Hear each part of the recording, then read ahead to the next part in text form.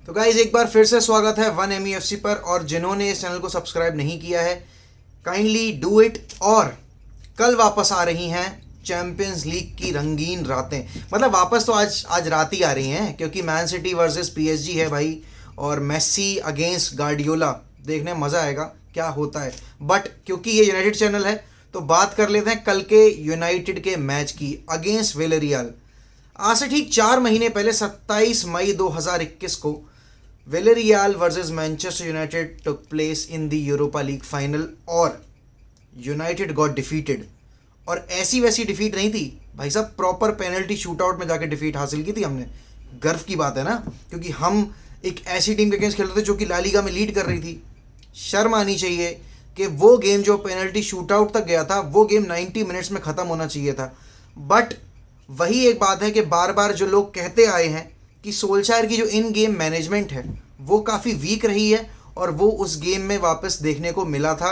और आज भी प्रेस कॉन्फ्रेंस में सोल्शायर के जो स्टेटमेंट्स थे, अब वो जो मीडिया ने प्रिंट किए हैं, ट्विस्ट करके किए हैं, कैसे किए हैं, बट इस साइड की कल का गेम डू और डाई गेम नहीं है। कल का गेम बस हारना नहीं है, एक पॉइंट भी मिलता है तो भी काम चल जाएगा आने वाले गेम्स के लिए। बट ये मेंटालिटी नहीं होनी चाहिए। जब आप एक बड़े गेम में जा रहे हो तो आपको प्रेस कॉन्फ्रेंस में कुछ भी ऐसा नहीं बोलना चाहिए जिससे कि जो फैन बेस है वो बिल्कुल ही पगला जाए। क्योंकि ये आज हुआ मेरे इंस्टाग्राम पेज पर। मतलब लोग वाकई में ये विश कर रहे हैं कि यूनाइटेड हार जाए, और उसका रीज़न पता है क्या है? कि वो नहीं चाहते सोल्शायर टीम को मैनेज करे।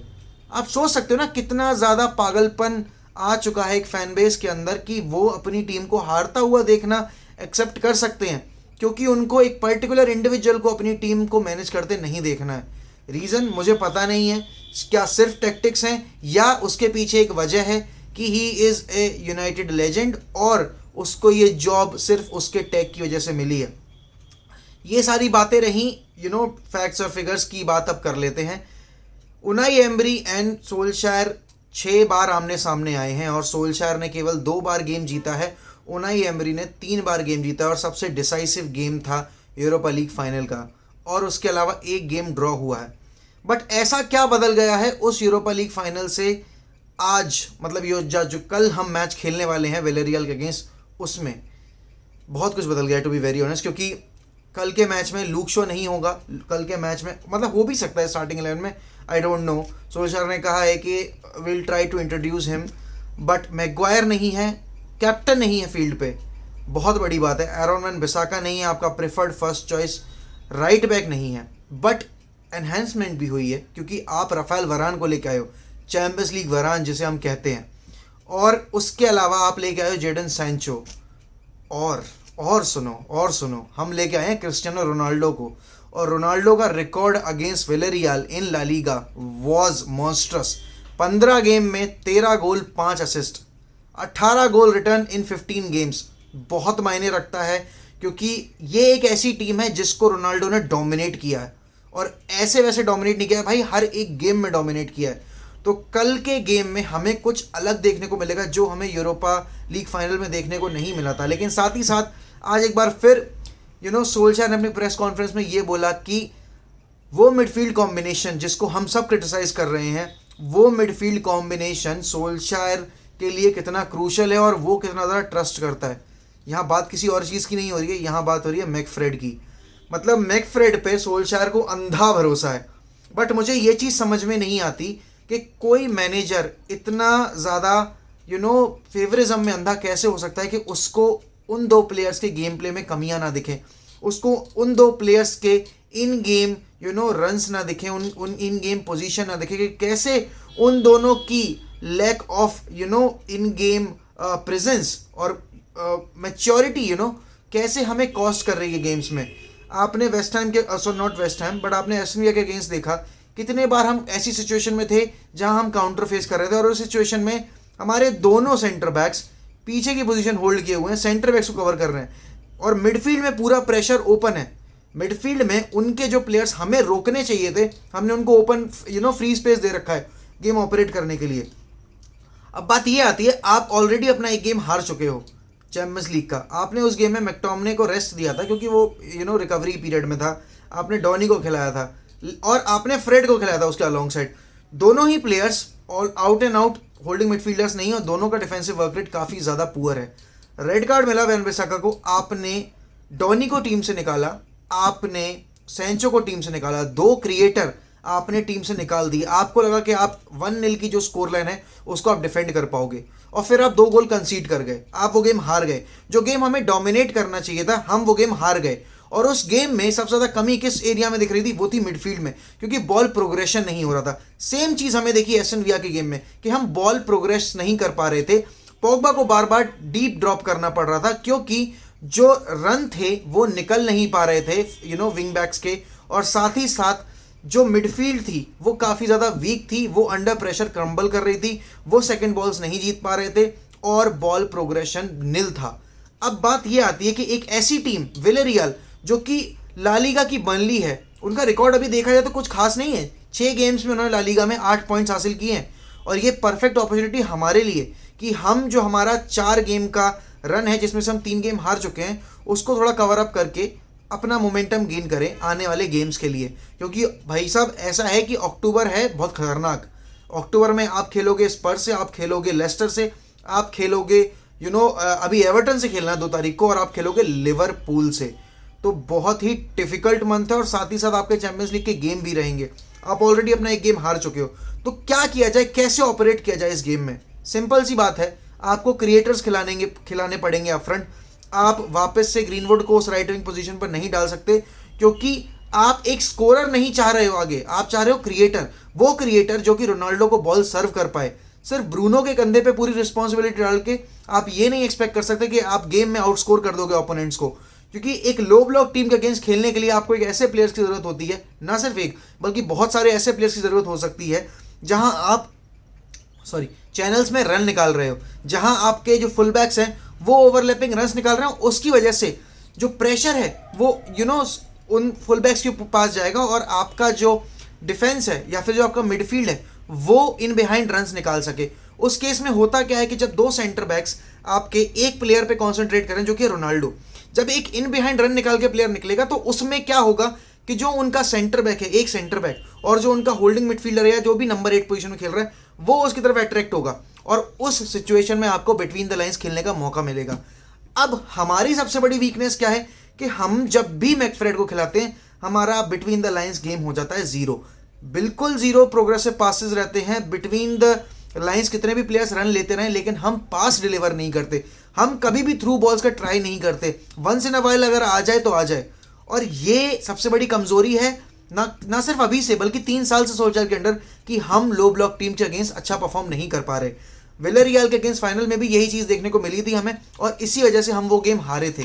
क्योंकि आप जब अपने गेम में एक ही पैटर्न फॉलो करते रहोगे पूरे 90 मिनट्स तक, तो आप रिजल्ट एक्सपेक्ट नहीं कर सकते अदर देन अ ड्रॉ या फिर डिफीट। क्योंकि वो जो आप सिस्टम लेके उतरे हो फील्ड पे, अगर वो वर्क नहीं कर रहा है तो मैनेजर को इतना खुद में शार्प होना चाहिए कि वो चेंजेस कर पाए। उसको प्लेयर्स को देखकर ये एक्सपेक्ट नहीं करना चाहिए कि वो कुछ प्रोड्यूस कर देंगे। आप मैनेजर हो, you are managing Manchester United, you should be ruthless. और आपको रूथलेस का मतलब ये नहीं कह रहा हूं मैं कि आप ऑल आउट अटैक चले जाओ, आपको डिफेंस में भी उतना ही वर्क करना है जितना आपको अटैक पे फोकस करना है, क्योंकि काउंटर पे हम बहुत वीक है। अगर आप मैकफ्रेड की मिडफील्ड खिला रहे हो, और क्योंकि आपके पास कल एरोन वन-बिसाका नहीं है, मैगवायर नहीं है, हो सकता है शॉ भी ना रहे, तो आपके साथ खेलेंगे एलेक्स टेलेस और डेलो, दोनों डिफेंसिवली वीक, और सेंटर बैक पोजीशन में कोई भी हो सकता है, लिंडलॉफ भी हो सकता है, कल बाई भी हो सकता है, जोन्स नहीं होगा क्योंकि जोन्स को अभी मैच फिटनेस नहीं मिली और मैच टाइम भी नहीं मिला है, तो सीधे यूसीएल नाइट में उतारना बहुत ज़्यादा खतरे से खाली नहीं रहेगा। अब बात आती है कि अगर ये हमारा बैक 4 रहेगा तो हमें मिडफील्ड क्या उतारनी चाहिए। सिंपल सा फंडा है ब्रो, कि आप पॉग्बा को हटाओ उस जगह से, आप लेफ्ट विंग पर उसे जो डाल रहे हो, क्योंकि अगर आपको बॉल प्रोग्रेशन देखना है, आपको एक सॉलिड मिडफील्ड चाहिए, तो आप मैटिच और पॉग्बा की मिडफील्ड डालो डबल पिवट में, क्योंकि मैटिच आपको पीछे स्टेबिलिटी देता है और पॉग्बा को आप एडवांस 8 में खिला सकते हो। ब्रूनो एज ए नंबर 10 खेलना चाहिए, दैट्स नो डाउट, क्योंकि ये अगर टीम नहीं उतरी तो आप एक्सपेक्ट नहीं कर सकते कि आप उस टीम को ब्रेक कर पाओगे। हो सकता है कुछ ऐसा हो जाए कि हम कर लें, हो सकता है कि हम 2-0 जीत जाए, हो सकता है हम 1-0 जीत रहे हैं। आप ओल्ड ट्रैफर्ड पे खेल रहे हो, आप जहां पिछले 2 गेम हार चुके हो, against West Ham and against Aston villa, तो आप अब ये साइकोलॉजी लेके गेम में नहीं उतर सकते कि हम कुछ ना कुछ कर ही लेंगे। आपको प्रिपेयर रहना पड़ेगा। मैंने यूरोपा लीग फाइनल से भी ये चीज़ बोली थी अपने एक लाइव शो में जो इंस्टाग्राम पे था कि यूनाइटेड को प्रिपेयर रहना पड़ेगा लो ब्लॉक के लिए, यूनाइटेड को प्रिपेयर रहना पड़ेगा लॉन्ग बॉल्स के लिए। और कल क्योंकि मैग्वायर नहीं है, सिर्फ वरान है, तो बहुत मुश्किल देखने को मिल सकती है लिंडलॉफ के एंड पे, क्योंकि वो एरली वीक है, वो फिजिकली भी वीक है, उसके पास उतना पेस भी नहीं है। तो क्या एरिक बाई को खिलाना सही रहेगा? हो सकता है सही डिसीजन रहे, क्योंकि Eric Bailly is quick, Eric Bailly is good in the air, but one thing that Eric Bailly is not good at is composer. भाई साहब, उस बंदे को देख के मेरा जो कलेजा है वो मुंह को आता रहता है हर बार जब भी उसके पास पोजीशन जाता है कि कहीं वो कुछ ऐसा ना कर दे जिससे हम कंसीड कर लें। लिंडलॉफ के केस में ऐसा नहीं है, और Lindelof is a very good creator of the goal, of the ball, and without the ball he is very good in tracking back and everything. तो मुझे लिंडलॉफ को सेंटर बैक पोजीशन में देखने में कोई दिक्कत नहीं होगी अलॉन्ग साइड वरान। और हो सकता है कि हम कल बैक थ्री भी देख लें, 3-5-2 की फॉर्मेशन भी देखें, जहां हम रोनाल्डो और कवानी का डबल देख लें। बट मैं ऐसा नहीं चाहता। मैं चाहता हूं कि हम मिनट 1 से कमांडिंग पोजीशन में रहें, हम काउंटर सिचुएशन बार बार फेस ना करें, और उसके लिए आपको मैट्रिक्स को खिलाना पड़ेगा। इंटरसेप्शन बहुत ज़रूरी है ऐसे गेम्स में जहां आपका जो बंदा एज अ नंबर 6 खेल रहा है वो पासेस इंटरसेप्ट कर सके, वो बिटवीन द लाइन्स अगर ओपोनेंट खेलना चाह रहा है तो उसको ब्रेक कर सके प्ले को, और आपको हेल्प कर सके डायगोनल पासेस खेलने में। अगर आप चैनल में रन निकाल रहे हो तो उन रन्स को पिक करने के लिए आपको एक ऐसा प्लेयर चाहिए जो कि डीप लाइन प्लेमेकर के तौर पर खेल सके। पॉग्बा को थोड़ा आप एडवांस रोल में खिलाओ, नंबर 8 में खिलाओ, नो इशू। और आपको अगर आगे क्रिएटिविटी चाहिए तो कल देखो, सबको लगेगा कि मैं क्यों मार्शल का नाम ले रहा हूँ, जबकि मैं इतने बार उसको क्रिटिसाइज कर चुका हूँ। ऐसा है कि मार्शल उस लेफ्ट विंग पोजीशन पर पिछले 5 साल से खेल रहा है, भले ही वो रेगुलरली खेले या फिर पैचेस में खेले, but he is one of the best left winger that we have at our club. It's not Pogba. जब रैशफोर्ड नहीं है तो मार्शल को उस पोजीशन पर डालो और यूज सैंचो, जिस पोजीशन के लिए हम उसको खरीद के लेके आए हैं। आप ग्रीनवुड को चांस दिए जा रहे हो, वो बंदा क्रिएटर नहीं है, वो बंदा है शार्प शूटर, और वो उस गेम में एस्टन विला के अगेंस्ट उसने दिखा दिया कि क्यों हम उस पर ट्रस्ट नहीं कर सकते क्रिएट करने के लिए गोल्स। और सेंचो एक ऐसा प्लेयर है जो कि फ्लेयर है, उसके पास इतनी ज़्यादा क्रिएटिविटी, वो ट्विंकल टोज वाला प्लेयर है, वो कभी भी किसी प्लेयर को नचा सकता है, और उसके क्रॉसेस भी पिन पॉइंट रहते हैं। उसके पास रॉ पेस है, शार्प टर्न है, वो अपने टर्न पर बहुत क्विक है और कभी भी डिसीव कर सकता है किसी भी डिफेंडर को। और ब्रूनो के साथ सेंचो का जो कॉम्बिनेशन है वो हमें बिठाना पड़ेगा अगर हमें आगे अप फ्रंट थोड़ा लीथल होना है, क्योंकि आप चाहे अपनी बेस्ट स्कोरिंग 11 उतार दो, लेकिन बेस्ट स्कोरिंग 11 उतारने से इसका मतलब ये नहीं होता कि आप गोल स्कोर कर लोगे। आपको क्रिएटिविटी चाहिए, और क्रिएटिविटी किससे आएगी? जो आपके क्रिएटिव प्लेयर्स हैं, सेंचो जैसे प्लेयर्स। ब्रूनो अप फ्रंट खेलना चाहिए, नंबर 10 में खेलेगा, ऑब्वियस सी बात है, वो रेस्ट नहीं लेगा। अब जो लोग ये कह रहे हैं कि क्यों डॉनी क्यों नहीं ट्राई कर सकते, हम डॉनी और मैटिच की मिडफील्ड ट्राई कर सकते हैं, क्योंकि वेस्ट हैम के अगेंस्ट काफ़ी सही थी। लेकिन हम जब पॉग्बा को लेफ्ट विंग डाल रहे हैं तो हम वो जो लिंकअप प्ले है ना, एक फुल बैक का एक लेफ्ट विंगर का, वो हम बहुत हद तक सेक्रीफाइस कर रहे हैं। और मुझे वो लिंकअप प्ले देखना है बिटवीन टेलेस एंड मार्शियल। मुझे टेलेस के विपिन क्रॉसेस देखने हैं।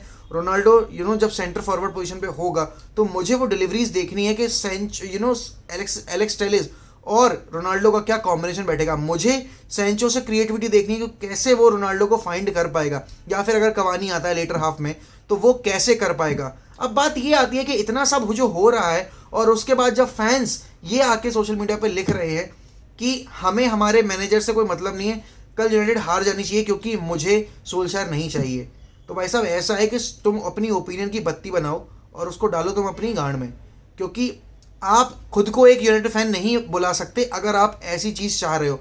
कोई भी यूनाइटेड फैन कभी ये विश नहीं करेगा कि उसकी टीम हार जाए, जिसकी वजह से जिस मैनेजर को वो नहीं पसंद करते हैं वो क्लब से चला जाए। ये निहायती बेवकूफ़ी वाली बात है और निहायती चुतियापा है। आप कैसे खुद को एक यूनाइटेड फैन बोल सकते हो जब आप ये चीज़ें बोल रहे हो? तो प्लीज़ खुद को इस सब चीज़ों से दूर रखो और यूनाइटेड को सपोर्ट करो, इर्रिस्पेक्टिव ऑफ द फैक्ट कि भाई कौन मैनेजर है, कौन प्लेयर है, क्या प्लेइंग 11 है। हमारी रिस्पॉन्सिबिलिटी है कि हम टीम को बैक करें। और कल चैंपियंस लीग की नाइट है ओल्ड ट्रैफर्ड पर, बहुत टाइम बाद आई है वापस, क्योंकि पिछले साल हम जल्दी आउट हो गए थे। हम पीएसजी से हारे थे अपना लास्ट होम गेम जो हमने ओल्ड ट्रैफर्ड पर खेला था। कल हम अपना पहला गेम खेलेंगे उस मैच के बाद अगेंस्ट विलेरियल, जिसके अगेंस्ट हम 4 महीने पहले हार चुके हैं। कमबैक करना है क्योंकि पिछले 4 गेम्स में हम 3 गेम हार चुके हैं।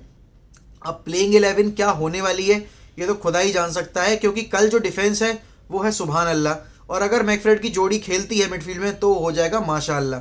तो जो अब अटैक रहेगा वो भगवान भरोसे, क्योंकि अगर आपने ग्रीनवुड उतार दिया तो भाई फिर इस मैच में आप क्रिएशंस एक्सपेक्ट मत करना। गोल्स अगर इक्का दुक्का आ जाते हैं इंडिविजुअल ब्रिलियंस से तो वही होगा, फिर से वही एक चीज़ दोहराई जाएगी। और मैं कल खुद क्रिटिसाइज करने बैठूंगा अगर मुझे सोल्शायर की प्लेइंग 11 वो नहीं दिखी जो होनी चाहिए एक्चुअल में। बेस्ट 11 क्या है? क्या वो मैकफ्रेड के साथ है? Absolutely not. मैकफ्रेड के साथ आप उन गेम्स में खेल सकते हो जब आपको डिफेंड करना, जब आप काउंटर पे खेल रहे हो, जब आप पोजेशन के साथ खेल रहे हो, तो आपको प्लेयर्स ऐसे चाहिए जो कि आपके लिए थोड़ा क्रिएशन ला सके टीम में, और उसके लिए आपको मैट्रिक्स को खिलाना पड़ेगा। ठीक है, अगर आप मार्शल को नहीं खिला रहे, आप पोग्बा को लेफ्ट विंग डाल दो, बट तब डॉनी खिलाओ। मुझे मैकटोमिने नहीं देखना भाई, मुझे फ्रेड नहीं देखना। मैं तंग आ चुका हूँ पिछले 2 सीजन से देखते देखते वही एक चीज़, साइड पासेस, मुझे वो चीज़ नहीं देखनी। मैं चाहता हूं कल का गेम यूनाइटेड वैसे खेले जैसे सब एक्सपेक्ट कर रहे हैं उनसे, जैसी टीम है उनके पास। डोमिनेट करो अपने होम पे, बताओ ओपोनेंट को कि क्यों ये थिएटर ऑफ ड्रीम्स कहा जाता है और क्यों ये हमारा डेन है, क्यों ये हमारा एक जो जिसे कहते हैं ना फोर्ट्रेस है, वो है। अभी तक तो ऐसा कुछ देखने को मिला नहीं है, सिर्फ 2 गेम्स में देखने को मिला था। विया ने आके सब ताश जो ताश के पत्तों की तरह हमें बिखेरा है। वो जो महल है हमें वापस से खड़ा करना है, और इस बार ना कंक्रीट का खड़ा करना है कि कोई माइकल ला के हमें ओल्ड ट्रैफर्ड पे चैलेंज ना करे, ना सिर्फ यूसीएल में बल्कि कोई और कंपटीशन में भी। तो कमेंट से बताइए आपकी क्या एक्सपेक्टेशंस है कल के मैच से, और क्या लाइनअप आप एक्सपेक्ट कर रहे हो कल सोल्शायर की तरफ से।